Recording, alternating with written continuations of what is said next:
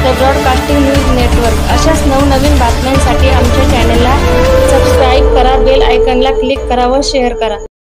बंदिस्त शेळी पालन यशस्वी यशोगाथा. नमस्कार, SP न्यूज मराठीमध्ये सर्व प्रेक्षकांचे स्वागत आहे. आज बघूया शेतकरी विशेषांक 25 वर्षापासून अनुभव असलेले बंदिस्त शेळी पालन संदीप भोकरे यांची यशस्वी यशोगाथा व संपूर्ण मार्गदर्शन.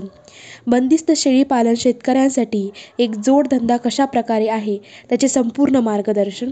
बंदिस्त शेळी पालन कशा प्रकारे करावे या संदर्भात माहिती दिली आहे RB गोट फार्मचे मालक संदीप भोकरे यांच्याकडून. अधिक माहितीसाठी RB गोट फार्मला भेट द्या अथवा संपर्क साधा 7983111377. सर नमस्कार, प्रथमतः तुमचा परिचय द्या. मी संदीप रघुनाथ भोकरे, राहणार संवत्सर, तालुका कोपरगाव, जिल्हा अहमदनगर. सर, बंदिस्त शेळीपालनाची सुरुवात कशी करावी? बंदिस्त शेळीपालनाची सुरुवात करण्यासाठी फार असं काही लय मोठं भांडवल गुंतवायची गरज नाही. आपण 1-2 शेळीपासून पण सुरुवात करू शकतो. तुम्ही जी ब्रीड आवडती, उस्मानाबादी असो, शिरोई असो, सोजत असो, बोर असो, बिटल असो, कोणतीही जात तुम्हाला जी आवडते किंवा जी तुमच्या वातावरणात किंवा तुम्हाला जी डेव्हलप करता येईल ती जातीपासून सुरुवात करावी. 1 किंवा 2 पासून जरी सुरुवात केली तरी चालतं. आणि वर सुरुवातीला शेड वगैरे मोठी काय बांधायची गरज नाहीये. एक साध्या आपल्या पत्र्याखाली एखाद्या घराच्या किंवा झाडाखाली पण सुरुवात करू शकता. पावसाळ्यात वगैरे तुम्ही शेडमध्ये बांधू शकता. आणि हळूहळू 1च्या 2, 4, 10-15 क्वांटिटी झाल्यानंतर मग तुम्ही शेड करा आणि हळूहळू शेळ्या वाढवायच्या. बंदिस्त शेळीपालनाच्या चाऱ्याची व्यवस्थापन तुम्ही कसे करता? चाऱ्याचे व्यवस्थापन म्हणजे काय, कोणत्याही जातीची शेळी असो, चाऱ्याचे व्यवस्थापन तुमच्या जे शेतामध्ये रानामध्ये गवत वगैरे असतं ते तुम्ही वापरून पण शेळीपालन करू शकता. किंवा तुम्ही आपला दसरथ घास आहे, मेथी घास आहे, मेथी घास म्हणजे आपला गावरान घास आहे, त्यानंतर शेवरीचा पाला आहे, सुईबाबुळी, कुठे बांधाच्या कडेला वगैरे, कुठे विहिरीच्या कडेला वगैरे जो झाडपाला असेल त्याच्यावरती पण आपण शेळी जगू शकतो. आणि खुराकमध्ये काय तुम्ही मक्कादाणी, शेंगदाणा पेंड पण देऊ शकता, गहू देऊ शकता, गोळी पेंड पण वापरू शकता. आम्ही सरासरी मेथी घास आणि दसरथ घास आणि मुरघास आणि तुरीचं भूस वापरतो. सर, तुमच्या गोटाचं नियोजन कसं केलं आणि तुमचे ॲनिमल दाखवा. या आतमध्ये आपण गोठ्यामध्ये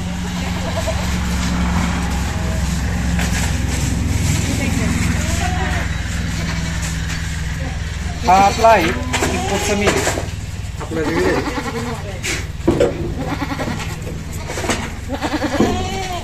त्यानंतर आपल्या या थर्ड मिल आहे, 3rd जनरेशन 4th जनरेशन. आपण बघू शकतात बोर शेळी कशा प्रकारे आहे.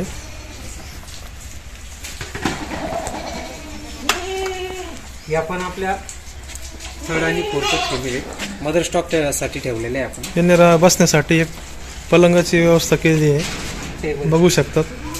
आणि एक उत्तम प्रकारे व्यवस्थापन केलेलं आहे यांचं.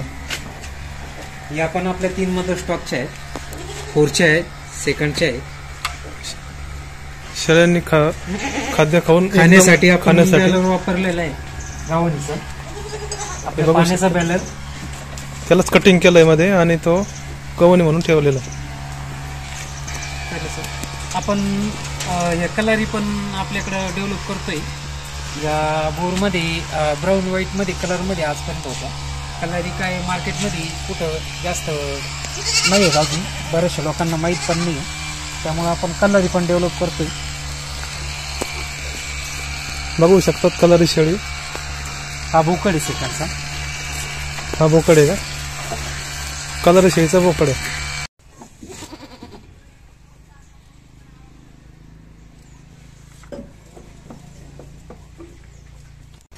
बंदिस्त शेळीसाठी कोणती जात व कशी निवडावी? बंदिस्त शेळी पालनासाठी 2 प्रकारचे आहेत. एक तुम्ही दुधासाठी पण शेळी आणि मांसासाठी पण शेळीचा यूज करू शकता.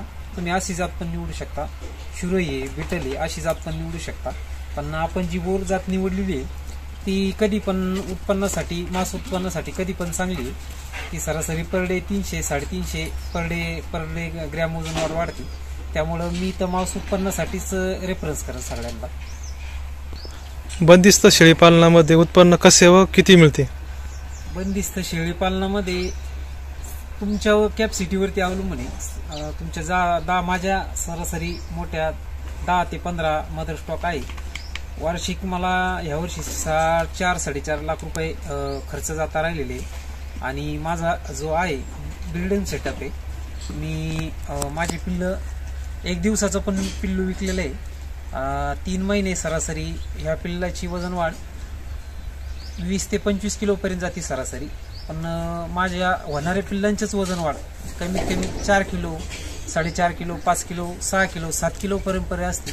त्यामुळं मी 1 दिवसाचं 2 दिवसाचं पिल्लू पण जास्त करून म्हणण्यापेक्षा 10 पिल्लामध्ये 9 पिल्लं तर तसेच विकलेले. एखादं पिल्लू तर एखाद्याचं म्हणणं असेल 2 महिन्याचं करून द्या, 3 महिन्याचं करून तरच विकतो. बोर शेळ्यामध्ये मदर स्टॉक व ब्रीडर कसा निवडावा?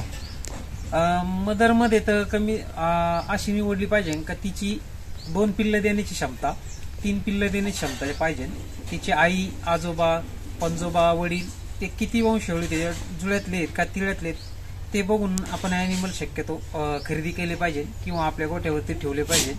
कारण 1 पिल्लू झालं तर तुमचं 50% उत्पन्न तिथं थांबतं. शक्यतो जुळी करडी असावा तेव्हा आपल्याला परवडतं. आणि ब्रीडरमध्ये तुम्हाला ब्रीडर माझा दाखवतो, बाहेर काढू आपण त्यांना. तर ब्रीडर कसा असावा ते पण आपल्याला समजून सांगतो. ब्रीडर आपण असा निवडला पाहिजे. हा आपण आफ्रिकेतून इम्पोर्ट केलेला मेल आहे. तर याचं हेड मार्किंग जे आहे ते असं रोमन पाहिजे. त्याचे शिंग पाठीमागं असे गेलेले पाहिजे. कलरमध्ये ब्राऊन मुंडी किंवा बालाजी पट्ट्यामध्ये येतो. त्याचं नागची पुडी आहे ती मोठी पाहिजे. पोट पण मोठे आहेत. त्याची चेस बघा, चेस अशी मोठी पाहिजे. अशी चेस मोठी पाहिजे. छाती बघा त्याची, हे जे बघा त्याची पायाची साईज बघा अशी मोठी पाहिजे. डबल हात पाहिजे. आणि याची समांतर पाहिजे. याची कमराची साईज बघा अशी रुंद पाहिजे. त्याचे जे डोळे जे आहेत असे पाणीदार पाहिजे. त्याची कानाची साईज वगैरे बघा. असा बॉडी टेक्स्चरला आपला ब्रीडर असावा. सर, नवीन पिढीसाठी तुम्ही काय सल्ला द्याल? नवीन पिढीसाठी सल्ला म्हणजे असा आहे का शेळीपालनाची आवड लागती शेळीपालन करण्यासाठी. जरी आवड नसेल, तुम्ही उत्पन्न म्हणून जर बघत असाल तरी शेळीपालन परवडतं. आणि नवीन पिढीला माझा सल्ला आहे, तर नोकरी मागं पळण्यापेक्षा आणि दुसऱ्याची चाकरी करण्यापेक्षा शेळीपालन किंवा स्वतःचा व्यवसाय केलेला कधी पण चांगला. आणि माझ्या मते एक इंजिनियर किंवा डॉक्टरपेक्षा पण हा धंदा खूप चांगला आहे. या शेळीपालनाला कोणी किती नाव ठेवू, हा कधी पण आपल्याला वरती नेणारच भविष्यामध्ये. आणि शेळीपालन 100% परवडतं. फक्त आपलं नियोजन, चारा नियोजन आणि आपली मेहनत ही महत्त्वाची असती. कोणी काही म्हणून आपल्याला शेळीपालन परवडतं. नवीन पिढीला हा सल्ला.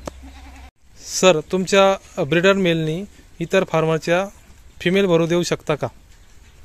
हो, माझ्याकडं आत्ता सध्या आलेल्या बाहेरून आलेल्या 4-5 फिमेल आहेत. मी जवळजवळ 1 वर्षापासून पहिला एक ब्रीडर होता आणि हा पण ब्रीडर आहे. दोन्ही ब्रीडरपासून मी आत्तापर्यंत 60 फिमेल भरून दिलेल्या आहे, जनरेशनच्या, काही फुलबडीच्या. आणि आपले आज पण कोणाला जर वाटलं तर आपल्या मेलपासून आपण फिमेल भरून देऊ शकतो.